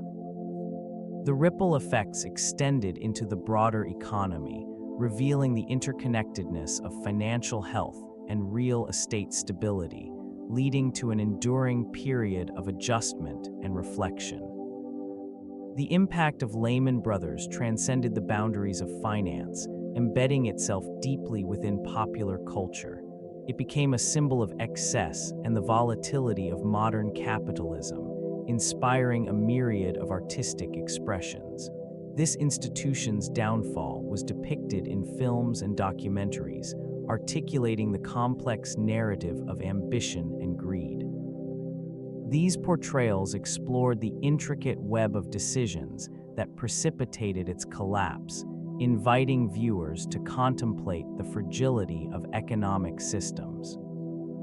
In literature, authors examined the psychological ramifications of the crisis, crafting narratives that delved into the lives of those affected, from Wall Street executives to everyday employees. This exploration not only highlighted the personal consequences of financial decisions, but also sparked broader discussions about morality and accountability within corporate structures. Television shows and series, drawing from these themes, presented dramatizations that mirrored the turmoil of the era. These stories often served as cautionary tales, emphasizing the importance of ethical considerations in business practices. The phrase "too big to fail" entered the lexicon, becoming a shorthand for the systemic risks posed by large financial entities. Art installations and public discourse also reflected this legacy, provoking discussions around economic disparity and the responsibilities of corporate leaders. As the narrative unfolded, it became clear that the influence of this institution extended beyond balance sheets, leaving an indelible mark on society's collective consciousness. Consequences rippled through the financial sector, affecting an array of firms that had intertwined their fates with Lehman Brothers. Many institutions faced an immediate liquidity crisis, struggling to navigate a landscape suddenly devoid of confidence. This region became a crucible of uncertainty, with firms such as Bear Stearns experiencing a swift decline in market trust. The abrupt need for emergency interventions highlighted the fragility of a system heavily reliant on interconnectedness. Investment banks and hedge funds, once considered stalwarts of financial innovation, found themselves grappling with unprecedented losses. The failure of Lehman exposed vulnerabilities, causing firms like Merrill Lynch to seek refuge through acquisitions. Beyond the immediate banking sector, the insurance giant AIG suffered severe consequences, requiring a multi-billion-dollar bailout to stabilize its operations.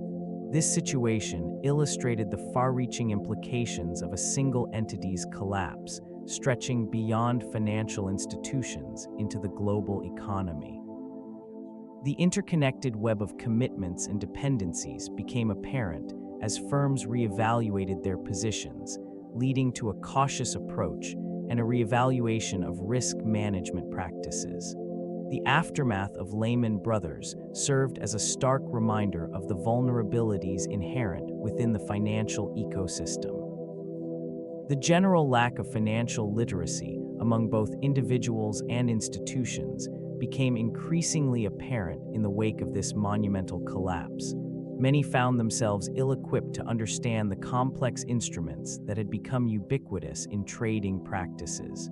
This region, once a hub of confidence and prosperity, now stood as a testament to the consequences of ignorance. The cascading failures of financial institutions underscored the critical need for education in financial matters, as many investors were unable to grasp the risks associated with mortgage-backed securities and derivatives. In the years following, discussions surrounding financial education gained traction. Initiatives aimed at empowering individuals with knowledge about personal finance, investment strategies, and economic principles emerged. These efforts sought to cultivate a population that could navigate the intricacies of the financial world with greater awareness and prudence. The hope was to create a future where individuals and institutions alike would make informed decisions, reducing the probability of similar crises. As financial literacy became a focal point, policymakers and educators recognized their role in shaping a more resilient society. This newly emphasized awareness fostered a culture of critical thinking and skepticism toward risky financial products. They understood that an informed populace could serve as a bulwark against the excesses and miscalculations that had led to the previous calamity, thereby fortifying the foundations of the financial landscape. The financial landscape began to shift in response to the disintegration of Lehman Brothers. Investors sought refuge in strategies that emphasized risk management over unchecked growth. The collective consciousness shifted toward a more cautious approach, where diversification became paramount. In this environment, traditional asset classes were reevaluated, leading to a resurgence in interest for bonds, commodities, and alternative investments. Emerging markets gained traction as investors eyed opportunities beyond the familiar confines of developed economies. These regions, once considered too volatile, now promised growth potential through their relatively untapped resources and expanding consumer bases. Hedge funds and private equity firms adapted their strategies, embracing more stringent due diligence processes. The emphasis on transparency became a cornerstone of investor relations. With the rise of technology, algorithm-driven investing began to take hold. The intricate dance of human emotion and market behavior was increasingly supplemented by data analytics and machine learning models. In this new realm, speed and efficiency became the standards, while traditional buy-and-hold strategies faced scrutiny. Passive investing gained popularity, with index funds and exchange-traded funds emerging as viable alternatives to actively managed portfolios. Investment strategies became more nuanced. Environmental, social, and governance criteria started to influence decision-making. This newfound awareness of ethical considerations marked a significant departure from the profit at all costs mentality that had dominated prior decades. The evolution of investment strategies reflected a fundamental shift in priorities as the market adjusted to a fragile economic reality. The conversations surrounding financial deregulation intensified as the ramifications of Lehman Brothers' collapse became apparent. This scrutiny revealed a deepening divide among policymakers, economists, and industry leaders. Proponents of deregulation argued that it had fostered innovation and growth, creating a competitive atmosphere that benefited investors and consumers alike. They emphasized the importance of minimal governmental interference, contending that it allowed financial institutions to operate efficiently and respond swiftly to market demands. Conversely, critics pointed to the systemic risks that arose from such laissez-faire approaches. They highlighted how the absence of stringent oversight contributed to reckless lending practices and the proliferation of complex financial instruments that obscured true risk levels. The fallout from the bankruptcy prompted calls for reforms aimed at restoring accountability and enhancing consumer protections within the financial sector. This tension played out across various forums, from legislative hearings to think tank discussions. Observers noted that the debate was not merely about regulations, but about the very nature of trust in financial systems. The implications of these opposing viewpoints resonated beyond boardrooms and policy circles, influencing public sentiment and consumer behavior. As the discussions evolved, it became evident that the future of financial markets would hinge on balancing innovation with the need for a robust regulatory framework. The path forward remained uncertain, shrouded in the complexities of economics and human behavior. The landscape of the global economy began to shift, albeit slowly, in the wake of the crisis. Initial signs of recovery emerged as fiscal stimuli and monetary policies were enacted across various nations. Governments sought to stabilize their financial systems, injecting capital into struggling institutions. This effort resulted in a gradual resurgence of consumer confidence, albeit fragile and tentative. Investors cautiously re-entered markets, emboldened by reports of improved unemployment rates and modest GDP growth in certain regions. Yet, deep-seated issues lingered beneath the surface. Supply chain disruptions and geopolitical tensions continued to present formidable obstacles. Many industries faced challenges in scaling production back to pre-crisis levels, leading to persistent inflationary pressures. In this context, central banks navigated a precarious balance of promoting growth while combating rising prices. Their decisions influenced the trajectory of economic recovery, with interest rates becoming a focal point of debate among policymakers and analysts. Many sectors, particularly housing and technology, demonstrated resilience, driving forward an economic rebound. This recovery, however, proved uneven, with some areas flourishing while others struggled to regain their footing. The scars of the Lehman Brothers collapse remained etched in the collective consciousness, serving as a reminder of the fragility inherent in financial systems. The road to stability was long, marked by both progress and setbacks, echoing the complexities of global finance. Central banks assumed a pivotal role during times of financial turmoil, acting as the stabilizing forces within the chaos of collapsing financial institutions. They implemented measures to restore confidence, often utilizing unconventional tools to provide liquidity to the troubled markets. This region, once characterized by vibrant trading floors and bustling activity, became a landscape of uncertainty and trepidation. In the wake of systemic risk, these institutions lowered interest rates, aiming to encourage borrowing and investment. The interconnectedness of financial systems necessitated swift and decisive action as they sought to prevent panic from spreading. Assets that once held value rapidly depreciated, altering the balance sheets of numerous entities. Quantitative easing emerged as a strategy, infusing the economy with capital to stimulate growth. They purchased government and mortgage-backed securities, creating an artificial demand to stabilize the market. This intervention, while necessary, raised questions about long-term implications. The reliance on monetary policy as a primary tool in crisis management drew both praise and criticism. As the financial landscape shifted, it became evident that the delicate equilibrium sought by central banks was fraught with challenges. Trust, once fragile, hung in the balance as stakeholders grappled with the realities of a new economic paradigm. These decisions, monumental in their scope, were critical in shaping the path forward for the global economy. The influence of social movements began to emerge as a powerful force within the realm of financial regulations.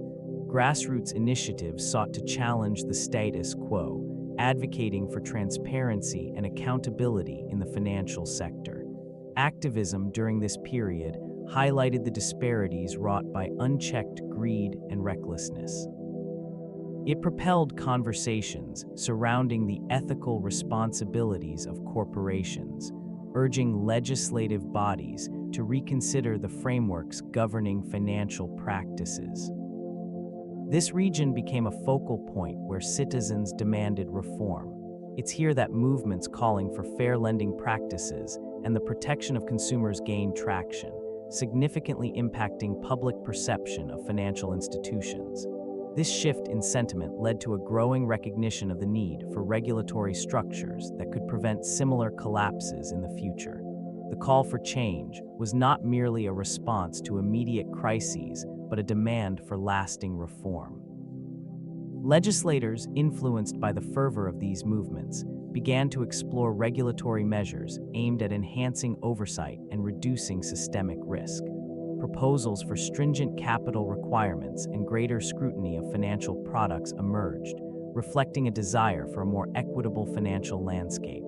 The ripple effects of these social movements reshaped the discourse surrounding financial regulations, creating a legacy that would echo through subsequent policy decisions. The evolving landscape of finance would be irrevocably altered by this newfound push for accountability. Strategic missteps within the fading company exemplified a misalignment between ambition and prudence. Excessive risk-taking became woven into its corporate culture, often overshadowing the fundamental principles of sound financial governance. A relentless pursuit of market share led to an aggressive expansion into subprime mortgages, a decision that appeared lucrative at first but would. The reliance on complex financial instruments, such as collateralized debt obligations, obscured the true nature of the risks involved. These opaque products, intended to generate profit, instead became toxic assets as the housing market crumbled. Analysts began to question the sustainability of the company's growth as warning signs emerged in its financial statements, often dismissed by executives. This region of financial innovation turned into a treacherous landscape, with Lehman's balance sheet growing increasingly fragile. In the face of mounting debt and diminishing liquidity, confidence eroded, leading to a crisis of trust among investors. The once mighty institution struggled to adapt to the shifting economic climate. As the dust settled, the implications of these decisions rippled through the financial world, prompting a reevaluation of risk management practices across the industry. Lessons learned from this collapse would shape the future of finance, emphasizing the need for balance between ambition and responsibility. Whistleblowers and internal critics emerged as crucial figures during this decline, often operating in the shadows of corporate ambition. Those who raised alarms about questionable practices found themselves increasingly isolated, their warnings drowned out by the prevailing culture of risk-taking and profit maximization. Their voices, though often muffled, served as early indicators of the brewing storms that would eventually culminate in a catastrophic failure. In this environment, the ethical dilemmas faced by employees became evident. Many hesitated to speak out, fearing professional repercussions and personal consequences. When they did take the courageous step to expose malfeasance, their revelations frequently met with dismissal or scorn. This reluctance to acknowledge dissenting opinions contributed to a corporate culture that prioritized short-term gains over long-term sustainability. As the crisis unfolded, these critics found validation in the mounting evidence of mismanagement and reckless behavior. They highlighted significant discrepancies in financial reporting, questioning the underlying assumptions that shaped risk models. The consequences of ignoring such insights became glaringly clear as the organization teetered on the brink of collapse. These internal voices, while often overlooked, played an indispensable role in illuminating the vulnerabilities that pervaded the structure of the fading company. Their presence underscores the importance of fostering a culture that values transparency and accountability, essential components for preventing future calamities in the financial landscape. The modern banking landscape bears the indelible marks of past failures, particularly the collapse of a once mighty institution. Insights gleaned from this event have prompted a reevaluation of risk management practices and regulatory frameworks. The remnants of Lehman Brothers serve as a stark reminder of the pitfalls associated with unchecked ambition and excessive leverage.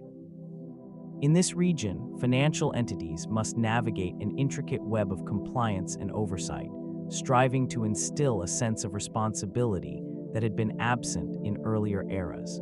These ruins highlight the necessity for robust stress testing procedures and a deeper understanding of market interdependencies. A shift toward more conservative lending practices has emerged, reflecting a collective acknowledgement of inherent vulnerabilities within the system. Fragmented trust lingers, influencing consumer behavior and investment strategies. Stakeholders are increasingly drawn to institutions that demonstrate resilience and ethical governance, seeking stability in a landscape marked by volatility.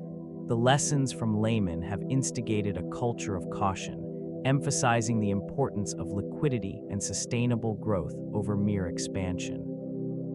This evolution, while slow, is vital for restoring confidence among investors and the public. The quest for a more transparent and accountable banking framework continues, driven by the aspirations to avoid repeating the missteps that once brought the financial world to its knees. Investment banking stands at a crossroads where the ghosts of past failures linger and new paradigms emerge. In this evolving landscape, technology plays a pivotal role, reshaping the way financial services are delivered. Automation and artificial intelligence increasingly influence decision-making processes, streamlining operations, and reducing the need for extensive human oversight. This shift may foster greater efficiency, but also raises questions about the future role of the traditional banker.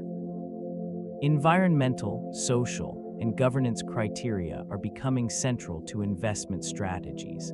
As stakeholders demand more responsible corporate behavior, firms are adapting their frameworks to accommodate these expectations. This emphasis on sustainability signifies a broader trend towards socially conscious investing, prioritizing long-term value over short-term gains. Regulatory environments are tightening, with policymakers striving for a balance between innovation and risk management. Compliance costs are expected to rise, compelling institutions to reassess their operational models. Mergers and acquisitions may become strategic tools for survival as firms seek to consolidate resources and expertise in a competitive market. The emergence of alternative financing mechanisms, including fintech disruptors, signals a shift in how capital flows through markets. These developments may redefine traditional boundaries, compelling established entities to innovate or risk obsolescence.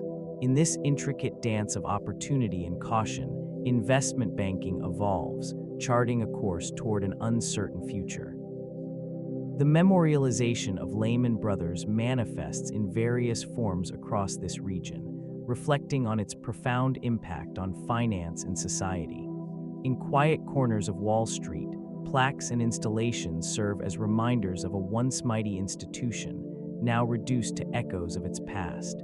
These tributes honor the thousands of employees who experienced both the heights of success and the depths of loss. Their stories weave through the fabric of corporate history, imparting lessons that resonate beyond the confines of investment banking. Conferences and symposiums frequently reference the collapse, where experts dissect the events leading to the fall. Discussions revolve around risk management, regulatory oversight, and the ethical responsibilities of financial institutions. The analysis is thorough, revealing patterns that contribute to systemic vulnerabilities. These lessons compel new generations of bankers and policymakers to remain vigilant, ensuring that history is not merely remembered, but learned from. Educational institutions have also embraced these lessons, incorporating case studies of Lehman Brothers into curricula. Students engage in simulations that mimic the pressure of real-world decision-making, fostering a culture of critical thinking and responsibility. The legacy of this institution persists, influencing the next wave of financial leaders. In this way, the commemoration transcends mere remembrance, evolving into a powerful catalyst for change within the financial landscape. The enduring legacy of Lehman Brothers resonates through the corridors of financial history, encapsulating a pivotal moment that forever altered the landscape of global markets. This institution, once a towering figure in investment banking, symbolizes both ambition and the perils of unchecked risk. As it crumbled under the weight of its own leverage, the echoes of its downfall rippled across continents, instigating a severe liquidity crisis that reverberated through economies worldwide. The lessons drawn from this collapse extend far beyond the immediate aftermath. Risk management practices underwent a profound transformation, prompting regulatory bodies to reassess their frameworks and oversight mechanisms. Financial institutions, wary of repeating past mistakes, embraced heightened transparency and accountability. The specter of Lehman Brothers serves as a solemn reminder of the volatility inherent in the financial sector, urging caution among investors and policymakers alike. In the years following its demise, the narrative surrounding this institution has been woven into educational curricula, case studies, and discussions among industry experts. It represents both the heights of capitalism and the depths of failure, illustrating the delicate balance that must be maintained within the financial ecosystem. The legacy of Lehman Brothers persists, an indelible mark on the psyche of finance, echoing the need for vigilance, prudence, and ethical stewardship in an ever-evolving marketplace.